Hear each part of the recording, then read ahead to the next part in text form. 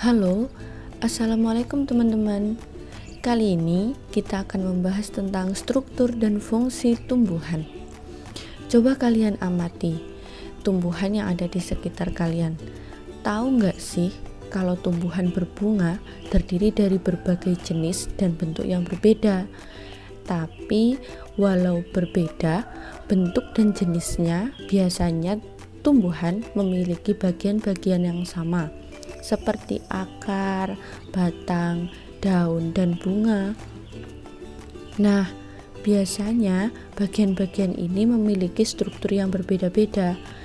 Tahu nggak sih struktur dan fungsi dari bagian-bagian tersebut?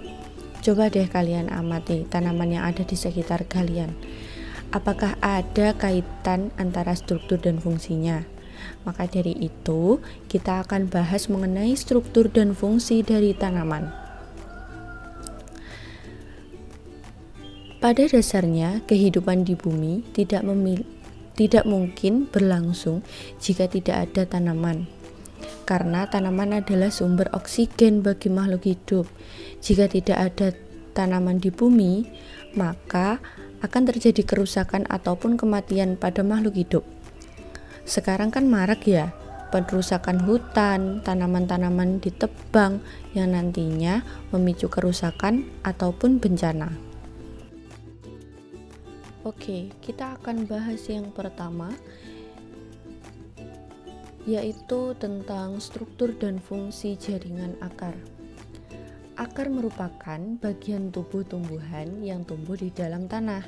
Pada beberapa tanaman seperti mawar, mangga, sawi, dan rambutan memiliki sistem perakaran utama atau yang disebut dengan akar tunggang. Mengapa disebut dengan akar tunggang?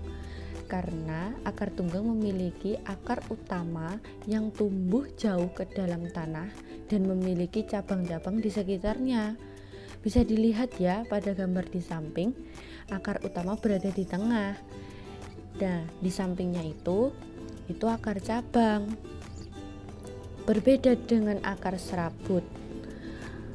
Kalau akar serabut tidak memiliki akar utama, akar serabut akan menjalar kemana-mana seperti contohnya nih, jagung, padi, gandum, pohon pisang. Itu tidak memiliki akar utama. Nah, akar kan ada dua ya, akar dikotil dan akar monokotil. Ada istilah epidermis. Epidermis merupakan lapisan terluar dari akar. Lalu ada lagi yang namanya korteks, merupakan sebagai penyimpan cadangan makanan dan udara. Nah, ada lagi nih namanya endodermis, yaitu pengaturan jalannya air dan mineral dari korteks menuju silinder pusat. Nah, apa sih silinder pusat itu apa aja ya? Nah, silinder pusat itu terdiri dari xilem dan floem, di mana xilem berfungsi untuk mengangkat air dan mineral menuju batang dan daun, sedangkan kalau floem berfungsi untuk mengangkut makanan hasil fotosintesis dari daun ke seluruh akar. Jangan sampai salah ya. Nah, kemudian fungsi akar itu apa aja?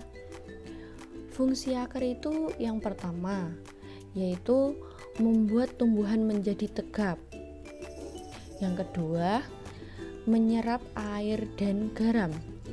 Ketiga, menjaga kekompakan tanah. Dan yang keempat, yaitu mengalami modifikasi. Nah, modifikasi itu yang dimaksud itu seperti apa? Nah, contoh seperti hutan mangrove. Akarnya kan ada di permukaan ya dan menonjol. Nah, itu fungsinya sebagai akar respirasi atau pernapasan. Selanjutnya, kita beralih pada struktur dan fungsi batang. Batang yaitu sumbu dari tumbuhan. Coba kalian perhatikan gambar pada tumbuhan muda. Tumbuhan memiliki tunas yang letaknya ada di ujung tumbuhan. namanya tunas apikal. Nah, tunas apikal ini berperan dalam pertumbuhan panjang tumbuhan. Jadi tunas ini nantinya bakal tumbuh yang baru atau tempat terjadinya pembelahan. Nah, selain tunas apikal, tumbuhan juga memiliki yang namanya tunas lateral, di mana tunas yang nantinya tumbuh akan menjadi cabang-cabang. Nah, itu merupakan definisi umum batang. Selanjutnya, kita masuk ke jaringan penyusun batang. Batang juga memiliki epidermis. Batang kan akan semakin membesar. Nah, epidermis ini kan letaknya ada di luar. Jika batang semakin membesar, maka epidermis akan membelah, mengimbangi pertumbuhan pada batang. Selain itu, batang juga memiliki korteks, sama dengan akar, tetapi korteks pada batang berfungsi sebagai tempat pertukaran gas. Selanjutnya, batang juga memiliki xilem dan floem.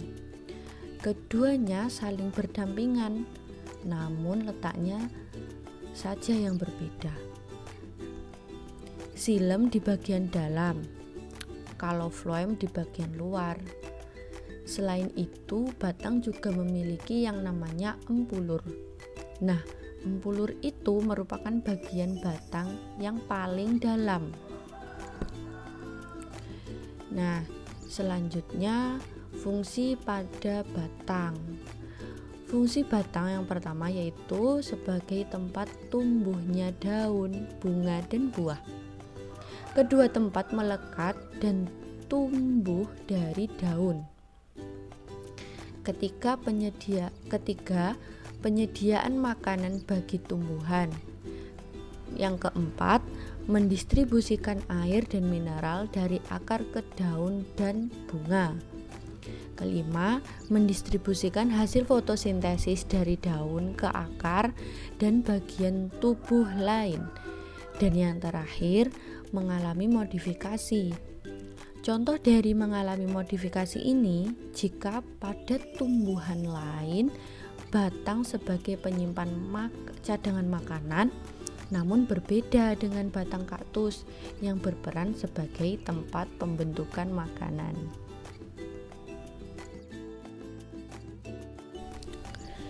Selanjutnya, kita akan belajar mengenai struktur dan fungsi pada daun. Coba amati deh gambar daun di samping. Nah, yang berwarna hijau berbentuk lembaran tipis pada daun disebut dengan lamina atau helai daun. Kemudian ada tulang daun yang agak tebal. Kalau yang tipis itu namanya urat daun. Kemudian ada tangkai yang menghubungkan antara daun dengan batang tumbuhan. Ternyata daun ada tipe-tipenya loh. Ada dua tipe daun, yaitu daun tunggal dan daun majemuk. Bisa dilihat pada gambar. Pada daun tunggal, setiap tangkai hanya punya satu daun. Sedangkan lihatlah pada gambar daun majemuk. Daun majemuk pada setiap tangkainya memiliki beberapa daun. Ada lagi tipe urat daun. Ada dua tipe urat daun, yaitu urat daun menjala dan sejajar. Kalau yang menjala bisa dilihat bentuknya saling menyirip. Sedangkan kalau yang sejajar bisa dilihat ya, seratnya sejajar atau satu arah. Selanjutnya ada lagi nih tipe filotaksis. Apa sih filotaksis itu? Filotaksis itu merupakan tata letak daun pada batang. Nah, bisa dilihat pada gambar kan, ada yang selang-seling, ada yang berhadapan dan berkarang. Berkarang itu maksudnya berkerumpul, ya bisa dilihat itu. Nah, Daun juga memiliki epidermis loh, sama dengan akar dan batang. Epidermis pada daun ada dua, yaitu epidermis atas dan epidermis bawah. Fungsinya tentu saja sebagai pelindung.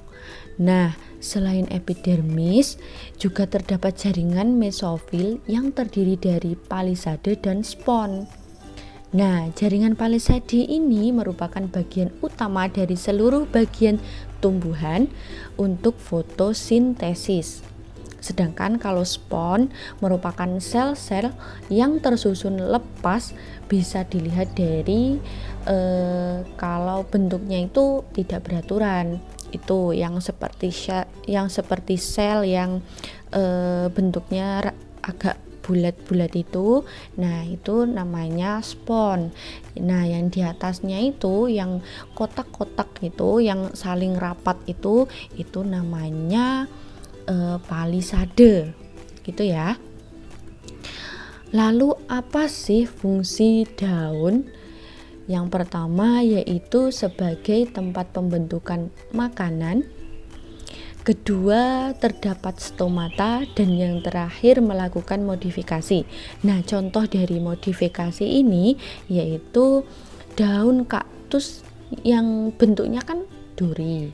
Nah, sedangkan kantung semar itu daunnya digunakan sebagai penangkap serangga. Bisa dibayangkan ya.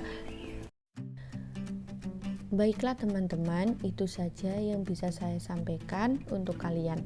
Terima kasih. Dan bila ada kurang lebihnya, saya mohon maaf ya. Wassalamualaikum warahmatullahi wabarakatuh.